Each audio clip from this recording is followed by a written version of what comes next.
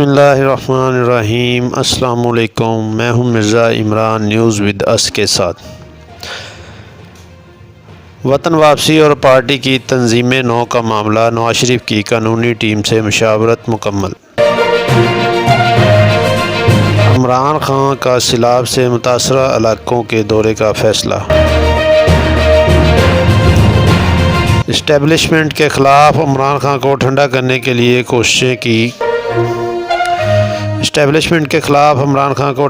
لیے کوششیں شروع کر دی گئیں۔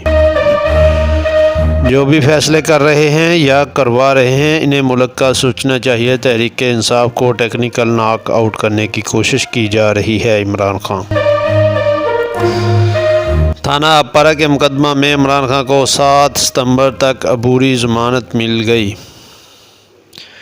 عمران خان ہماری ریڈ لائن ہے، شاہ محمود قریشی۔ شہباز گل نے سیشن کورٹ میں ضمانت کی درخواست دائر کر دی۔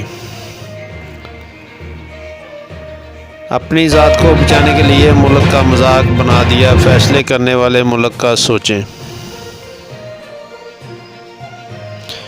عمران خان کی ایک ہی دن میں 2 عدالتوں میں پیشی، انسداد دہشت گردی اور دفعہ 144 کی خلاف ورزی کے مقدمات میں ضمانتیں منظور۔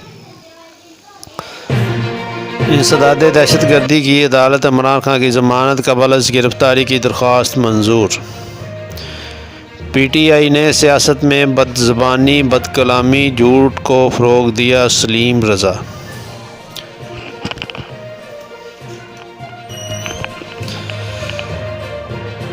عمران خان ملک کو خانہ جنگی کی طرف لے جا رہے ہیں۔ حافظ اشرف گجر۔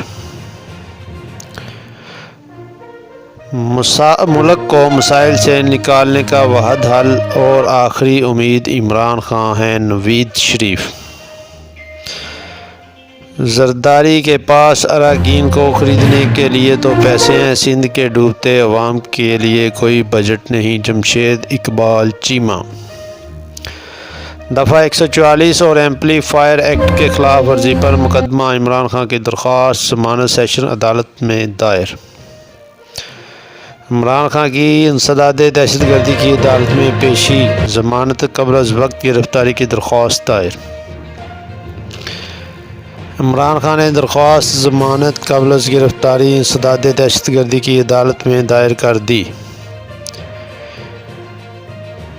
عمران خان کی مقبولیت سے خوفزدہ، اس کے خلاف دہشت گردی کے مقدمے بنوا رہے ہیں۔ شیخ رشید۔ ضمنی انتخابات این نے 22 عمران خان کو کاغذات نامزدگی کیس کا فیصلہ سنا دیا گیا۔ اسلام آباد ہائی کورٹ کے رجسٹرار آفس نے اسد عمر کی درخواست ضمانت پر اعتراض عائد کر دیا۔ اس کے ساتھ ہی آج کی خبریں ختم ہوئیں۔ اجازت دیجیے، اللہ حافظ۔